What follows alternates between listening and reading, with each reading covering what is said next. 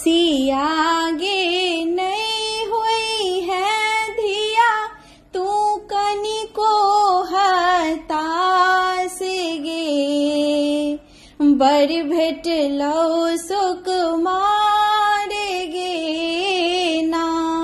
सियागे नहीं हुई है धिया कनिको तू हतास गे। बर भेटलो सुकुमार गे ना।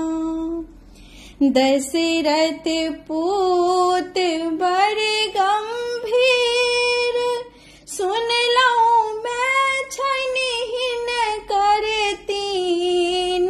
दशरथ पूत बर गंभीर सुन लऊं मैं छनिहिन कातीन गे। सुन लऊं मैं छनिहिन कातीन हिन कर बाप नचै जना सांपक बाजै बीन गे। मैं छनिहिन कातीन गे ना। सियागे नहीं हुई है धिया तू कनिको हतास गे।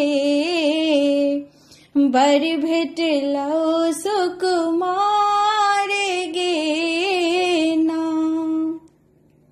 सुन नाऊ बाबू बर का ज्ञानी बुझने ते छनि तीन जनानी।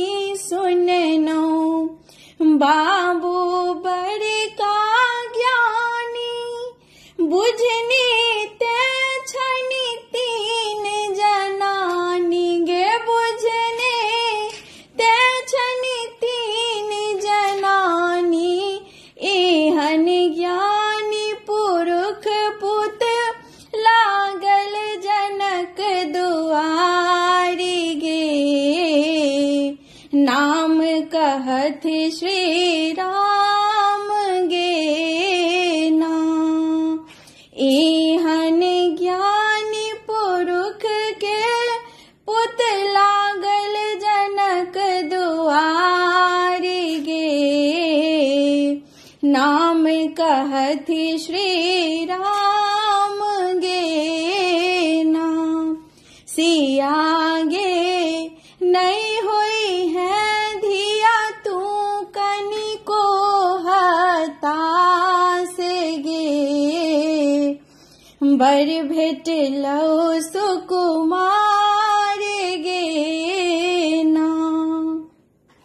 धियागे लिखल छलौई बार तिनका परिछिकाया नव घार। धियागे लिखल छलौई बार तिनका परिछिकाया नव घार गे। तिनका परिछिकाया नव घार हिन कर रूप की कहियो किछु ने हमरा ज्ञान गे।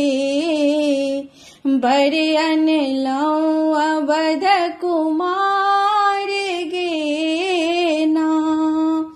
हिन कर रूप की कहियो किछु ने हमरा ज्ञान गे।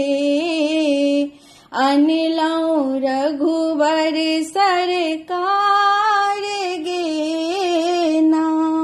सियागे नहीं हुई है धिया तू कनिको हतास गे।